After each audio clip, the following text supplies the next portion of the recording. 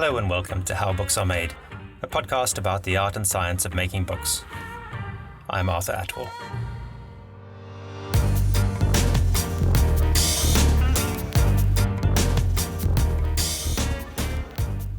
Back in 2014, I got to be part of something miraculous.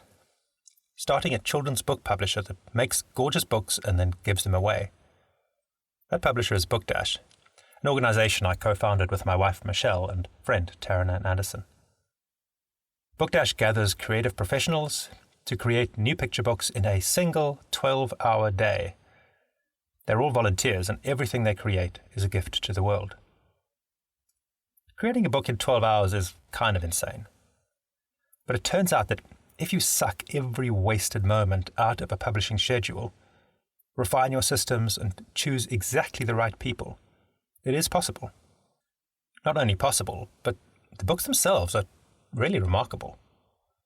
In fact, if you're not driving right now, go to bookdash.org and have a look before you listen to any more. Seriously, you should pause this.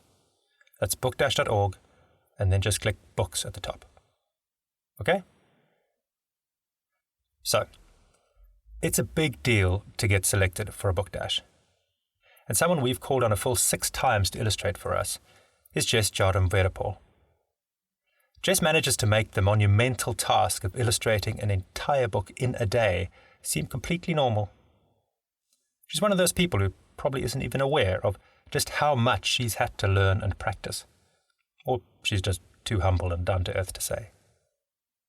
Since 2014, Book Dash has printed over 1 million free books for children, including tens of thousands of books that Jess illustrated, which makes her one of the most widely distributed children's book illustrators in the country.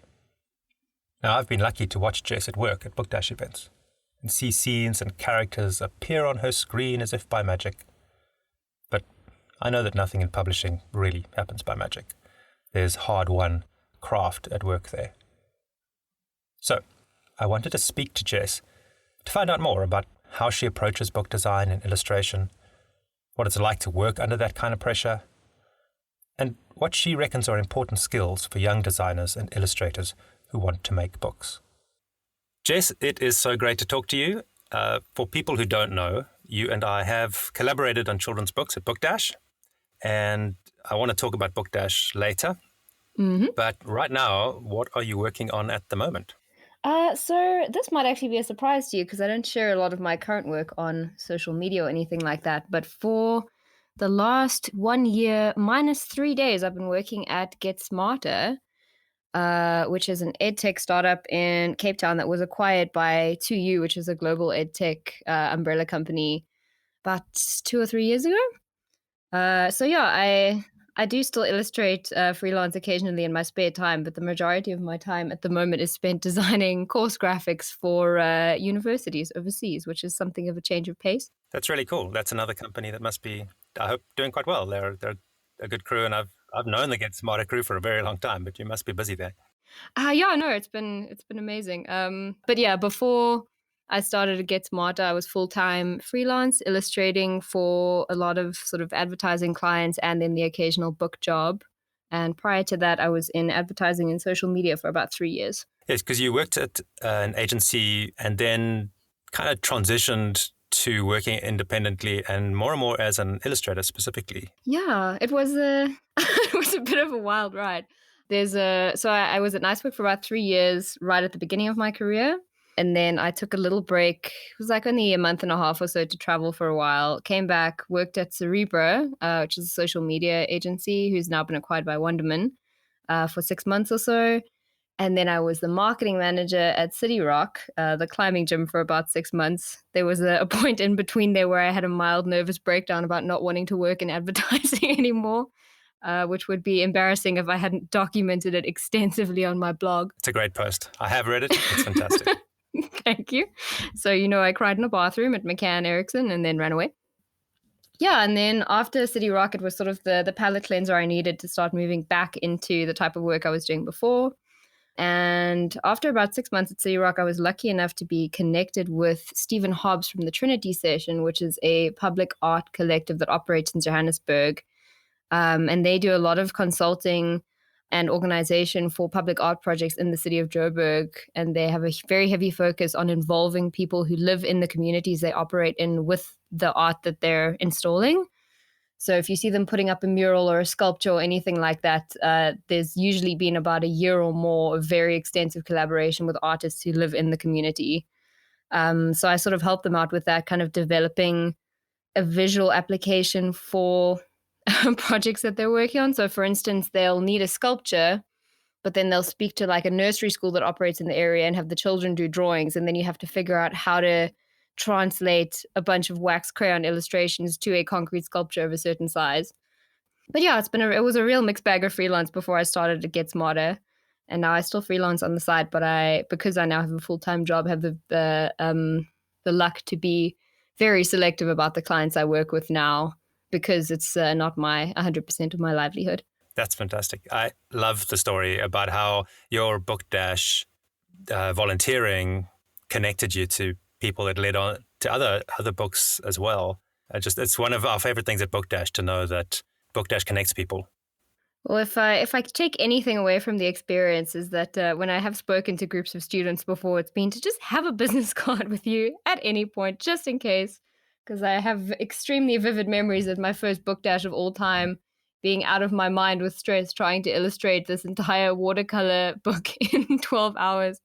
And having Sarah, who gave me my first published book, come up and ask me if I had a business card, and have to sort of like write down my number for her on a scrap of paper and hope to God that she would remember who I was and why she had it. And it was the book that came out of that, Charlie and Bee? Yes, that's right. Fantastic. It's such a gorgeous book. Oh, thank you. So I want to talk about the Book Dash experience, and specifically about what I still think is one of the most amazing pieces of bookmaking I've ever seen, which was you illustrating and designing a book in a day at Book Dash.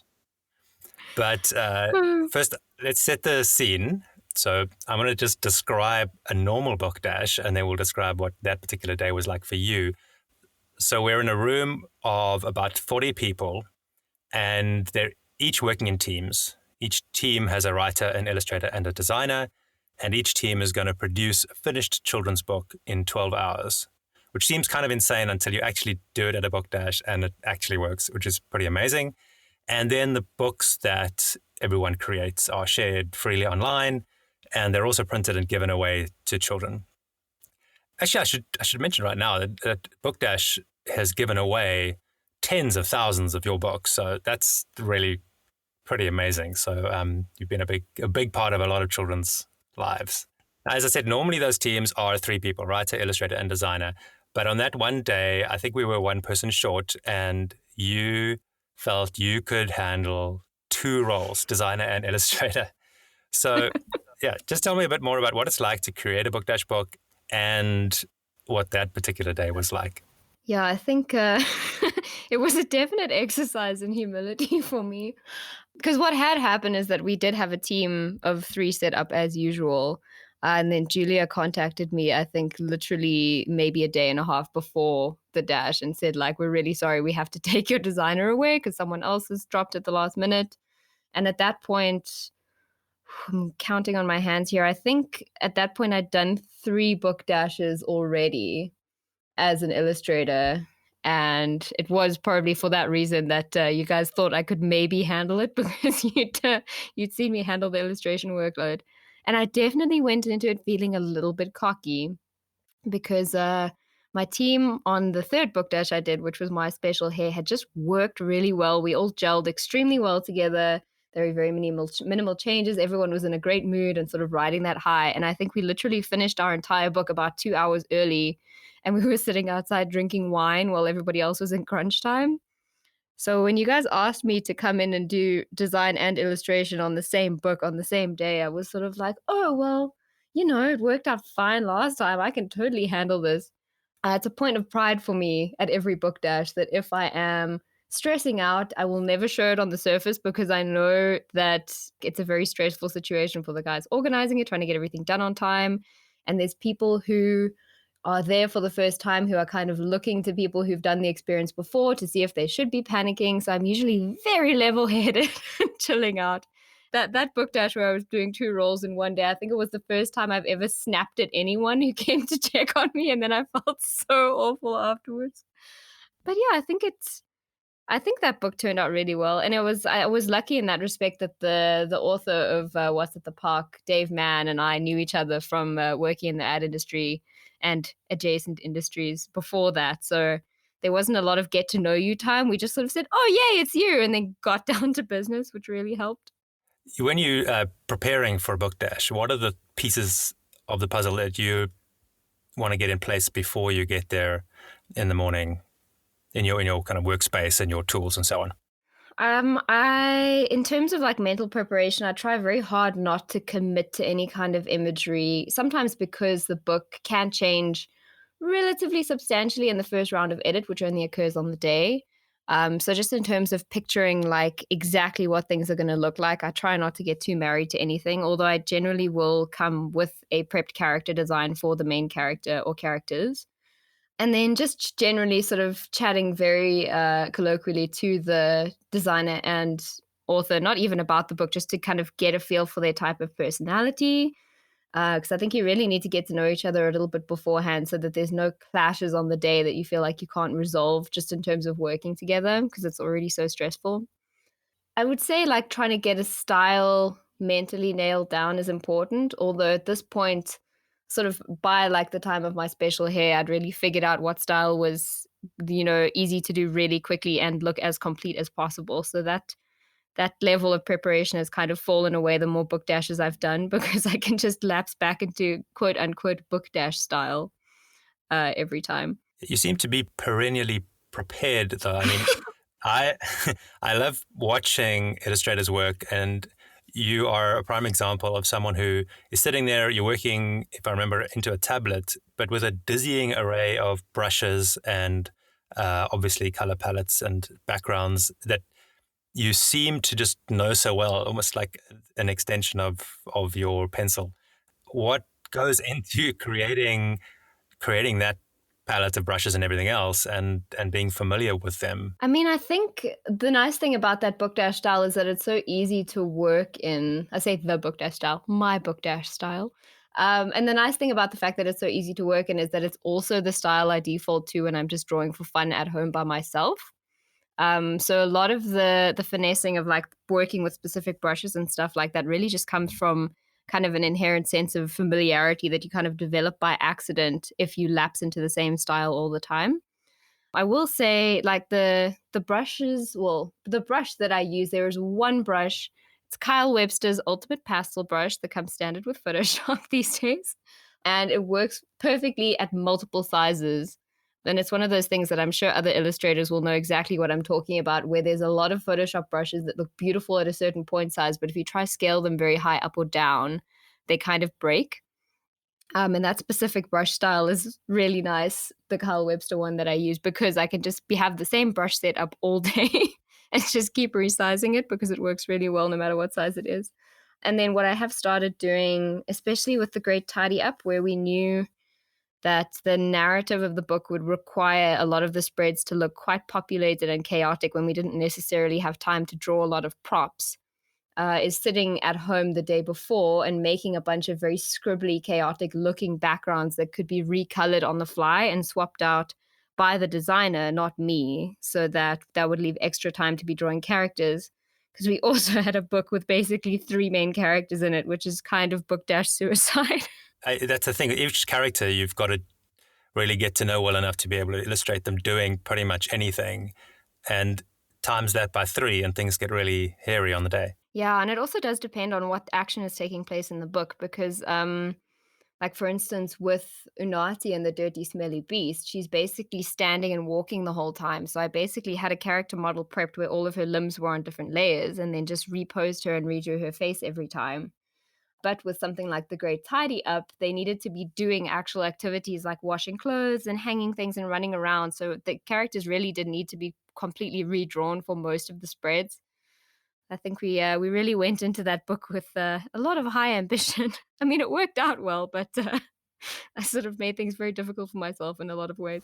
Am I right that your very first book dash, when you did Is There Anyone Like Me? That was it, right? Was that done in physical media? I don't remember you working digitally, that one. Yeah, it was watercolor. I don't think it was a conscious decision either. I think what happened was partly because I didn't have a very reliable tablet setup at the time. So I wasn't super confident doing the whole thing digitally, even though I knew in some way that it would be faster. But also, like, I'm sure you know the process, but for people who don't, to be involved in a book dash, even though it's a volunteer thing and sort of like the volunteers are helping you, it's like a very competitive process where you have to submit your portfolio of books you've worked on before and what your illustrations look like, and kind of prove yourself in a way that you can handle an ask like that. And I hadn't done a lot of professional illustration before I signed up for Book Dash. And I got accepted on a portfolio that, if I remember correctly, was a lot of physical drawings. So I think the worry was that I had kind of applied to participate based on what my watercolor work looked like. And if I rocked up with a tablet, you guys were going to like get mad and send me home. I was like, well, I guess I'm doing this book in watercolor then. Wow, yeah, you made your own life hard that day. But I think that we now see most illustrators at book dashes are using tablets. Fewer and fewer use watercolor or any other kind of physical media. Mm. Do you reckon that illustrators generally are just becoming more accustomed to working digitally? And do you think that's like a really necessary skill for young illustrators? Yeah, it's definitely part of it. And unfortunately, that is the case.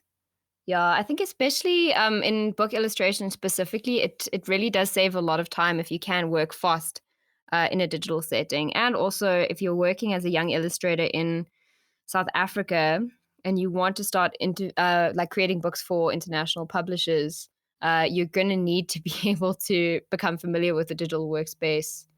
And there are like illustrators overseas who've been working for a very long time who do work exclusively in physical media, and it can be done. But I think also working in illustration in South Africa, you will be more likely to end up working in things like advertising and social media as opposed to illustrating books. And the nature of the beast there is that if you, for instance, do an illustration for a digital campaign, it needs to be able to be printed as a billboard and a half pager in a newspaper, and also used as a Facebook banner. And you might need to move elements around and resize them. Which is also a big part of the book dash illustration process, is being able to reuse things on multiple spreads, which is just a much more of a learning curve to do in terms of creating a physical painting and scanning it and cutting things out and touching up a scan and moving things around. And it's a pity because it's really nice to see young up-and-coming illustrators becoming very proficient in, for instance, one type of physical media. But it's going to be harder to get hired if you're not very versatile and pretty well versed already in working on a computer. What do you reckon are things you wish you had known a while back about working digitally that illustrators just starting out might find really useful? I think just in terms of very practical stuff, understanding the different kinds of color space. And this is like a very nerdy answer. We did learn it when I was in design college, where RGB is for screen and CMYK is for print. And then you get a couple of other color spaces that work better for things like designing for gaming. But yeah, things like that I sort of glossed over when we were in college because I was like, I'll figure this out as I go along. And I think what's happening now a lot with the advent of things like Procreate and other tablet apps where kids are learning to draw digitally at like the age of 14 is that they get very, very proficient in artwork, but then they have no idea how to set their artwork up in such a way that it will print correctly.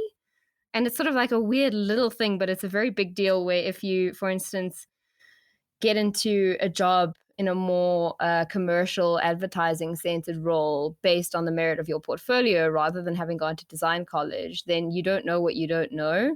And then you can, for instance, end up accidentally creating work at 72 dpi RGB, which is a digital color space and sizing. And then you find out it needs to be printed and have to redo it completely. Yeah.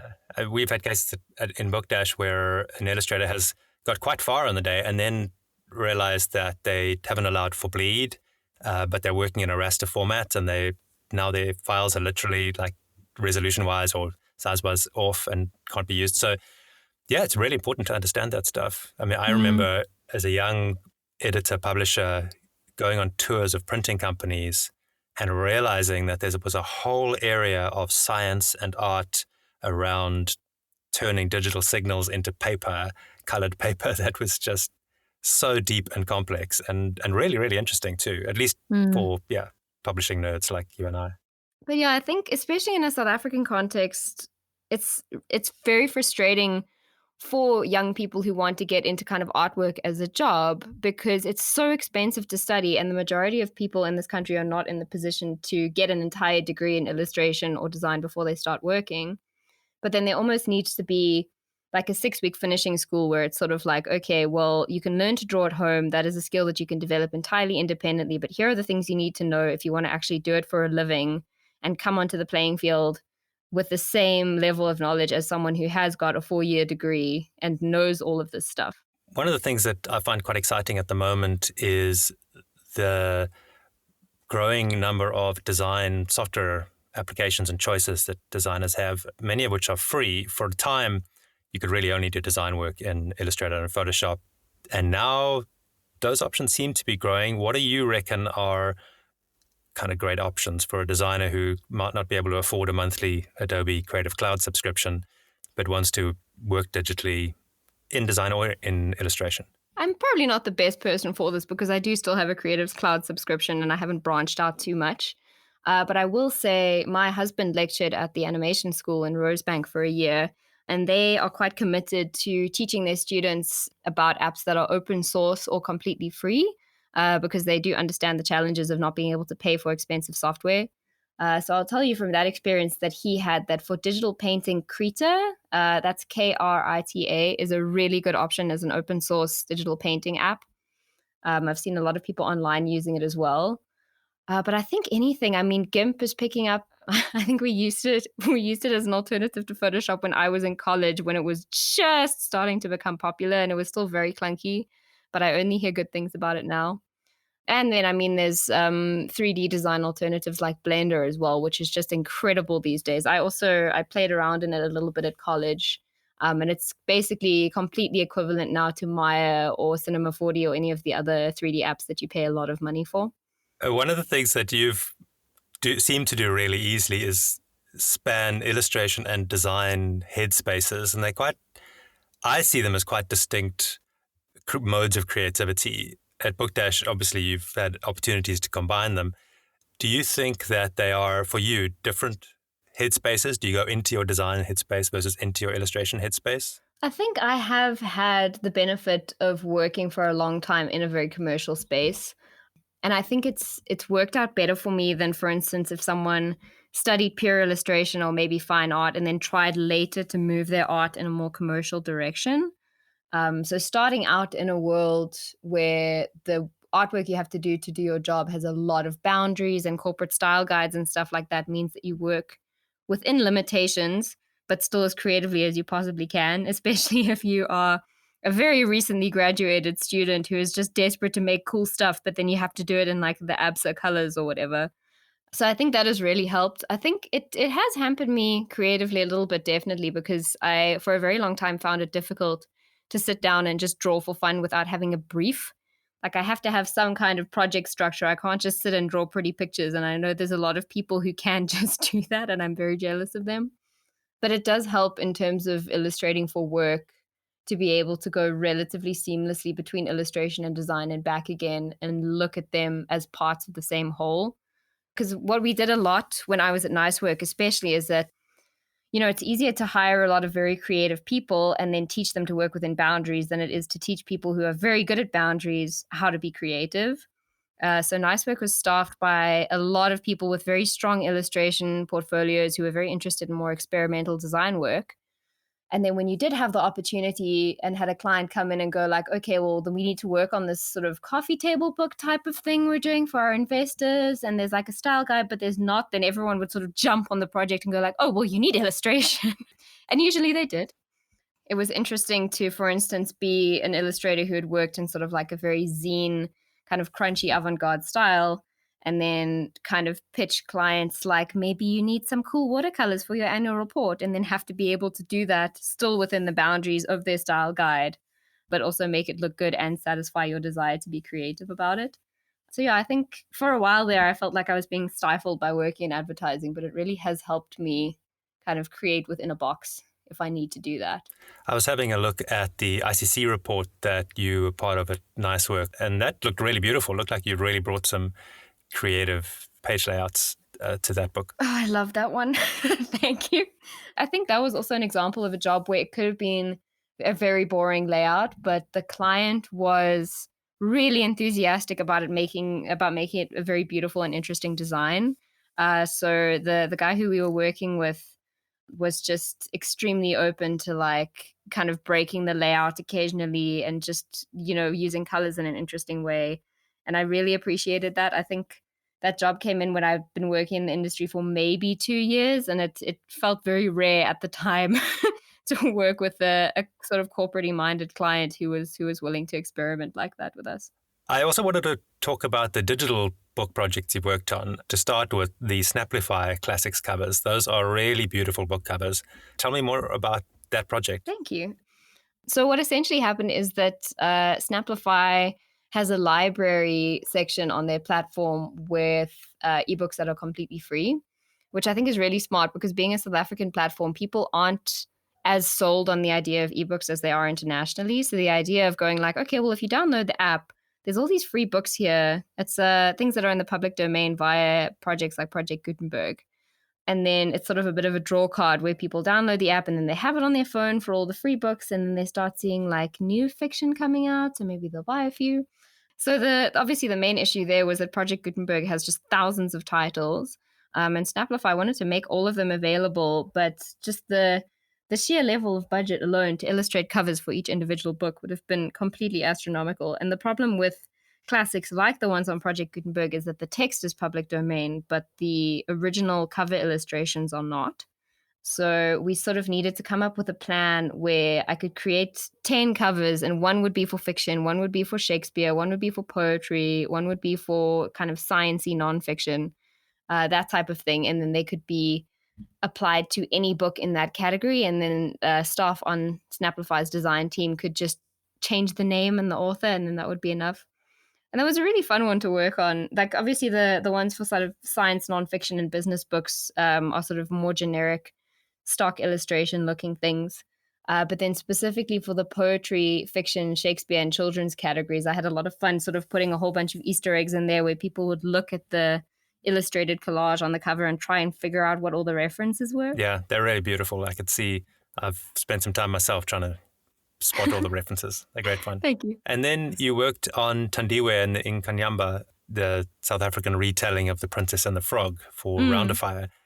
I was curious to know what it's like illustrating a book when you know that book isn't going to be on paper, like it's going to be an app.